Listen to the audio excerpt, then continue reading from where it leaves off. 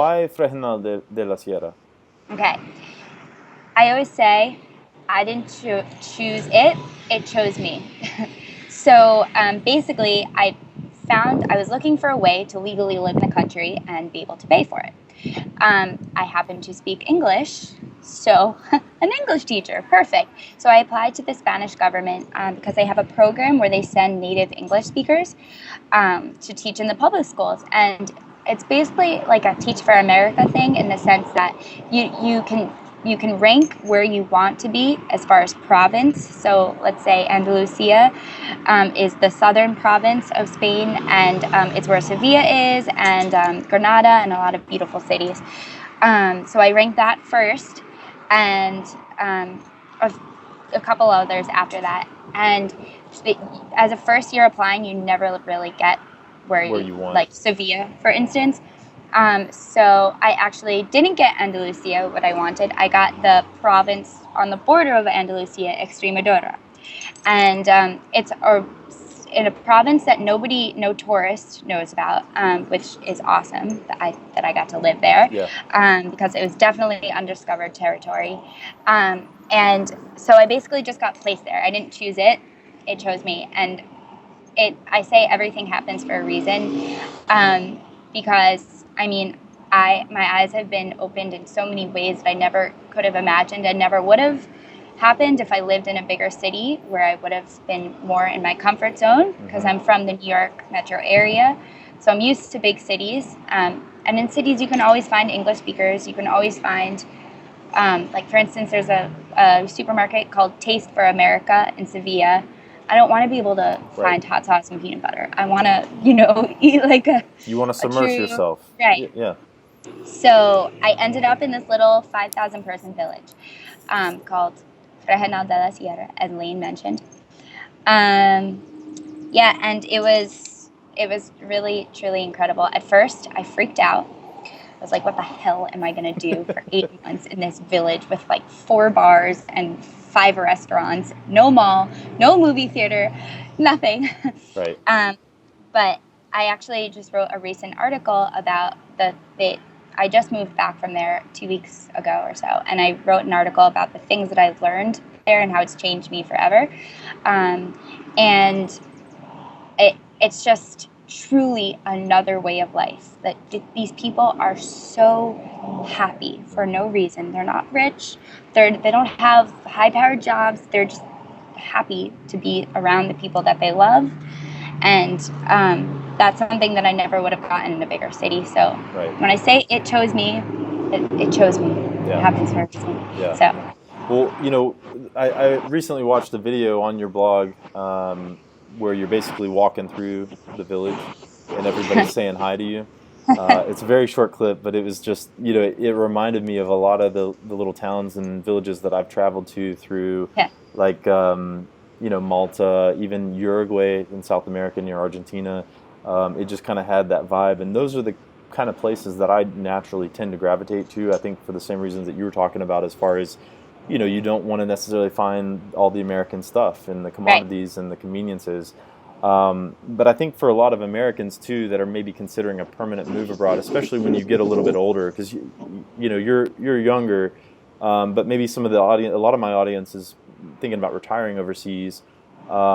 Is a place like that, when it comes to things like healthcare and those kind of things, are those going to be a challenge for people, or do you think it's going to be okay? I mean, because I also think about the perspective that people live there, so they're getting healthcare there and they're getting those things. So, I don't know. Just what are your thoughts on that? The healthcare there is amazing, and I mean, I had a stomach thing while I was there, which is normal. Everyone does when they're traveling. And I went to the doctor, and I was free. And I went to the pharmacist, and they prescribed me 3 different things. And I was thinking, like, God, this is going to be like 100-something euros. Like in America, you take your prescriptions to the pharmacy and they tell you, oh, well, that's going to be $240. Right. Excuse me, this is my health and I can't afford that. Right. But I remember handing in my 3 prescriptions, and the lady tells me €4.30. And I literally laughed in her face. I was like, but are you sure? Are you sure you got everything? And she was like, yeah. And so it's really, their health is a lot. I mean, this is a controversial subject. Sure. I think it's for me, it's wonderful. Yeah. So as long as you can figure out a way to legally live there and get that health insurance, then you're golden. Then you're good. What about then the economics? Because I know like Spain's, struggling right now from an economic perspective. And I would think that in Spain, being on the euro and all that, it's more expensive. But I mean, can you just share a little bit as far as what you found from an economic perspective, kind of what you saw living there and just what your thoughts are around that? Well, in my village specifically, it was like almost free to live. Like, I'll be very honest. My apartment that I was living in I shared it with one other girl, and it was 105 euros a month. Oh my gosh. So, like, the price of living in a little village in the south of Spain is very, very cheap. For a beer, it's €1. To eat out, it ends up being no more than 10 euros. And it was like, that's all you need there, Like, it's such a, you don't live there thinking about money. You live there thinking about what you want to do with your life. time, Yeah. Yeah. And such a nice way to live coming from New York, which is the complete opposite. Right. By the way, you can imagine how shell-shocked I am going back to New York and seeing a beer for $8. Excuse me. It's crazy. But it's wild. But yeah, so as far as the village sense, it was very easy to live. Now I'm moving to Madrid in September, and that's going to be more expensive. Right. And the price of living it's a capital city, so it's obviously, the price of living is much higher.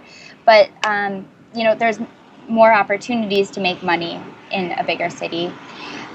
So I mean, I didn't need to work extra besides the part-time teaching job that I had because, as I said, it was just so cheap. But, I always say, no matter where you are, you can always figure out a way to make money. Sure. Especially, I say it's a blessing that English is my first language because no matter where you go, there's always someone that wants to learn English. Right. And whether you do, this is a really good way to make extra money no matter where you are, as long as you're not traveling in Australia or England or an English-speaking country. Right. There's always people who you can tutor.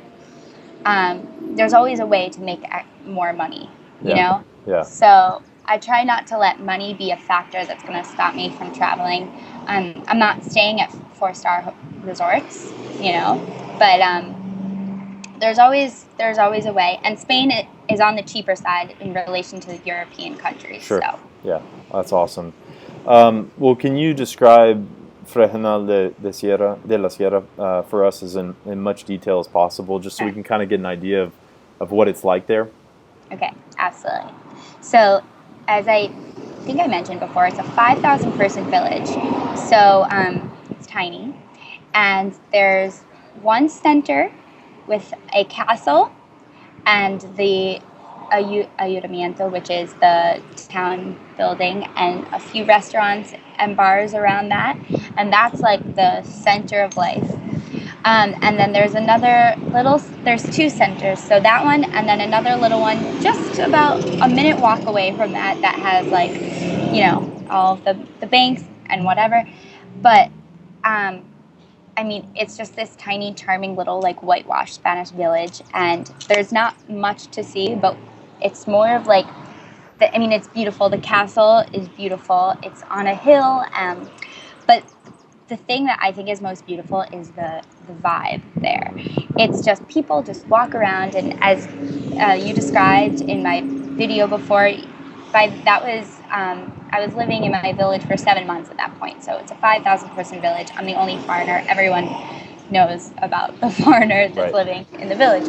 So walking down the street, people, hola Casie, people I've never met before, hola Casie. But it's not just me. They say hi to everyone, and it's just a generally very positive vibe there, atmosphere. And outside of the little 5,000 person village is just greenery and mountains and sheep, lots of sheep, Awesome. pigs, and all other farm animals. And it's a charming little place. If you can go, if you're in the south of Spain, go to Fregenal de la Sierra. So give us, I know, so you mentioned south of Spain a few times, then give us, I guess, a little bit more. I know you were kind of saying it's near, it was Sevilla, is that right? Or Sevilla? Yeah. So where is that in relation to like Malaga or Gibraltar, those kind of locations that maybe people might be more familiar with? Yeah, so it's a 2 hour. The easiest city to get to is definitely That's fine. is definitely Sevilla. It's a 2 hour bus ride, and it's super easy. It's a direct bus. Malaga driving, I think, is about 3 hours, and you take a bus to Sevilla and then a bus to Malaga. It's all generally close. Rock of Gibraltar. Mm-hmm. It's very obtainable. It's like a 3 hour drive to the edge, to Tarifa, which is the edge of Spain, and then you just take a boat on over. So it's pretty close to everything, but it's easier if you have a car than if you don't have a car. Yeah. So, but you can get there if you're in Sevilla. You can get there easily. That's great. What about in relation to maybe like Barcelona? To Barcelona, you're gonna have to take a plane. A plane. It's on the other side of the country. Gotcha. So, to get to Barcelona, I had to go to Sevilla airport and then fly there. Gotcha. It's about, I looked it up. I don't remember it was like 9 hours driving. So it's not Okay. if you're up for it, but Yeah. I wasn't. Okay, cool. So what about when you're there? Like, what kind of food? What's maybe the most common or popular foods that you'll find, in the town? Okay, so I actually write, my blog is a food and travel blog. So, great question. Love this topic. So, the food of God there, I say, is jamon. So it's Spanish ham, Iberian ham, and I swear they eat that like it's the food from God. It's like the most amazing thing, but it's really good. I mean, it's kind of like prosciutto, Okay. Mm-hmm. But the Spanish version, but better because I'm biased. So they eat a lot of that. But what I love about the Spanish the way of eating is tapas. And I know everyone's heard of tapas, but there's a lot of confusion to exactly what it is. And all it is plates that you share. So some are little plates, not American-sized plates, and you pick and you share. It's like the social food there. So when you go out and you grab drinks, you order tapas, and it's something to munch on. And I loved that because it's just such a social way of living, as opposed to like in America, this is my plate. Right. Don't touch it. Don't look at it. This is my food. Some really popular dishes there, gazpacho, and salmorejo is the southern Spain version of gazpacho. So it's a little thicker. It's the Andalusian form. I like it better. And also they have all forms of bocadillos, which are little sandwiches with jamon and Spanish cheeses. And Spanish olives are huge there. They also, bacalao is codfish, and they have lots of different codfish dishes. Mm-hmm. Along the coast, there's these little chiringuitos, they're called. There's these little coastside restaurants that just go fishing, and they fry up the bacalao right in front of you, and you just like eat it out of a cone, and it's so fun. Put That's some awesome. lemon on it. Yeah, but in my village, the main thing is jamon. It's like anything you can think of with jamon, that's what they eat. That makes sense. Yeah, I wanted to ask just because I know, everywhere, like when I went to Uruguay, it's funny, it's like all over the coast or I'm sorry, just all over Uruguay, no matter what restaurant you go into, you pretty much have the same exact menu. you've Yeah, got like a it's certain true. meat. There's no Yeah, variety. and I Yeah. think we get spoiled in that aspect in the United States as far as like, okay, you want Chinese, go get Chinese. You want Italian, go get Italian. Yeah. It's not. I would imagine in a village like that, it's not going to be Huh. the case. Yeah. Yeah. Oh, I forgot. They eat a lot of carne, so just steak. Yeah. Steak. Yeah. Yeah, and it's the same way, I'm sure you know, in Argentina, and Yep. that it's just like steak. And something about Spanish food is it's a lot simpler than American food, and I attribute that to the quality of food. Oh, hello. Yeah. Can you see me? I can. Yeah. Okay, perfect. Sorry. It's okay. Um, so I attribute that to the quality of food is fresher and better, and so I don't think that like we cover all our food with sauces, and I think sometimes that could be a lack of quality. Right. But their food is just pure, like all local, straight from the local farms or straight from the local sea or wherever you have it. And so yeah, basically going back to your question, I ramble a lot, but going back to your question, in my village, every menu is exactly the same. Yeah. And it's funny, if you actually look at one of my recent posts, I talk about my culture shock coming back to the States, and I compare a menu from Cheesecake Factory to a menu from there. Right. And it's so funny. Cheesecake Factory is like the Bible. Yeah. and then you have one little page of a menu there. Right. But what they do well. Yeah, sure. That makes sense. That makes a lot of sense. Well, what were your favorite things about living there? The people, easily. The way of life is just so, you're able to really enjoy life and enjoy the people you're with. And I made some really wonderful friendships there. And none of my friends speak English, so that was a challenge, but a wonderful challenge. Yeah. I actually, it was just, I had one friend who spoke English, and she is actually from Russia, and she was a little older than me, and she was like when I needed to, sometimes you just have to speak English. And so every Wednesday I saw her, and it was just like, oh, you understand me. But yes, to answer your question, is just the people and the way of life, just enjoying your life with the people who you like. And you know, that when I retire, going back to the retirement thing, I'm retiring to Fregenal this year. Yeah, that makes sense. That makes perfect sense. Well, let's flip it then. What were your like your least favorite or your biggest challenges, or not even challenges, but what got under your skin there, or what didn't you like? I, being from New York, I like, and writing a food and travel blog, I love to find new, different places to discover. I never like to go to the same restaurant or the same bar, or, I'm always discovering new little places. And that's just not a thing. You just can't do that there. So I didn't go out to discover like the cool, trendy bar or whatever. It's just you go out to enjoy time with people. So. Right. At first, it was like, oh my God, we're going to the same place again. But you get used to it. Another thing that was really a challenge for me that I also got accustomed to, but there's a very strict eating schedule there. I'm sure we've all heard of the siesta, and the day revolves around the siesta. So you wake up, you have a little cookie and a little coffee.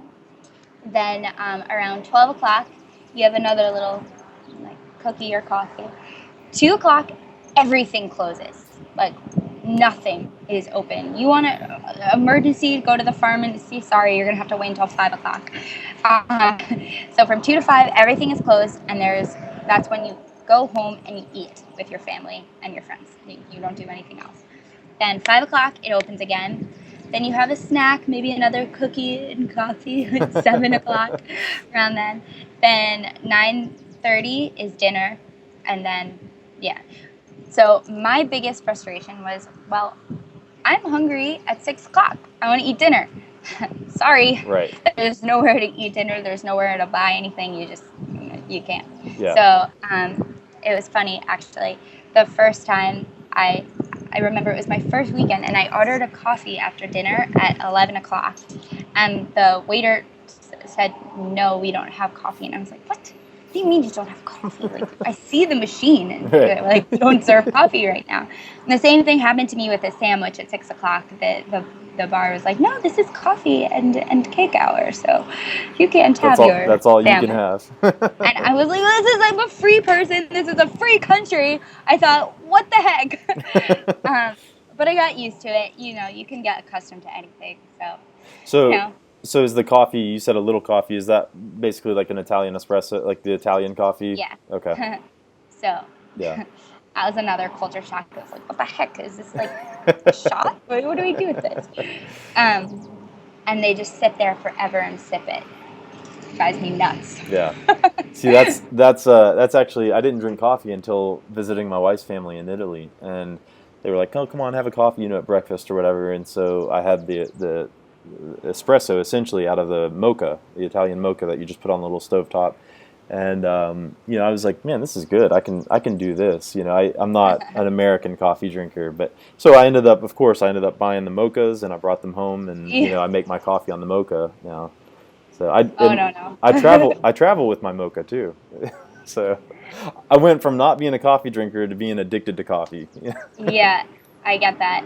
Um, well, there, like, I did my best not to go to a Starbucks once while I was there because, Spanish coffee is great, and you don't put mocha in it. You don't mess with it. It's coffee, Right. actually, which is kind of funny because if you see, I'm at Starbucks right now. I knew that was coming. Guilty, caught. I'm back in America, so it's fine. It's acceptable. But It'd be un-American not to be at Starbucks right now. yeah, well, I'm on the road, and I had to talk to. Where else am I gonna go? Starbucks. That's awesome. Well, so were there any other challenges or anything that was really like a struggle for you, other than the food and then Well, I wouldn't say the food was a struggle because I ate, but it was definitely a culture shock when I couldn't eat when I wanted to eat. yeah, Besides the language, which we kind of discussed earlier, that was obviously the language barrier. Um, the only the thing, I mean, and going out and exploring, not having that really ability to do that. The only other thing that really bothered me was, this is something. Being a travel blogger, I like to go out and write on my computer in a cafe or get out and do it. I'm the kind of person I cannot stay in my house all day and write. And I couldn't really do that there because it's not really customary. It's not the customs to go to they don't have like little cafes. It's like a bar right, where all the old guys hang out and drink coffee. right. And so it was just weird if I go there with my Yeah, it's with my just like Mac computer and sit right. there with It's just not like a conducive environment. right. And so that drove me crazy, just writing the entire year in my apartment. I wanted Yeah. to bang my head on the wall and break it through to see the light of day. But yeah, so that was definitely like a little difficult, but got Yeah. through. I'm That's okay. that's good. Well, so anybody that's thinking about making a move abroad, I would say probably more specifically to maybe a region like that of Spain, Hmm. or even just abroad in general. What advice would you give them to help them make that move and that transition? Well, my number one advice is to just do it. And this is not for my region. This is just for anyone. If you're thinking about doing it, do it. Because if you don't, the rest of your life, no matter what age you are, you're going to be wondering what happened if I did. Yeah. And it's never going to be a bad experience. If you don't like where you live, you did it, and it's going to be a life-changing experience either way. So just do it. Because it's truly incredible, and you learn so many things about the world and about yourself that you never could have imagined. And as far as my region specifically, leave American expectations of service and things functioning behind. Yeah. Because you're going to have to deal with documents as a foreigner moving, you're going to have to deal with a lot of bureaucratic stuff, and things aren't going to go exactly the way it's planned. You're going to have to wait for a really long time. There's going to be a lack of communication, and that's part of the experience of moving abroad. And in a place like Spain, they have a no pasa nada, tranquilamente way of life, which means don't worry about a thing, chill, everything's going to be okay. And as an American, I'm like, well, no, it's not going to be okay, because if I get exported back to my country, that's not okay. You just have to take a deep breath and say, all right, this is their way. It's going to be okay. Yeah. So just leave those, or try. Go in with the mindset that things aren't going to happen perfectly as far as the government and everything. Like, I don't want to say the government, but filing papers. Yeah, it's the systems that are in place, or the lack thereof.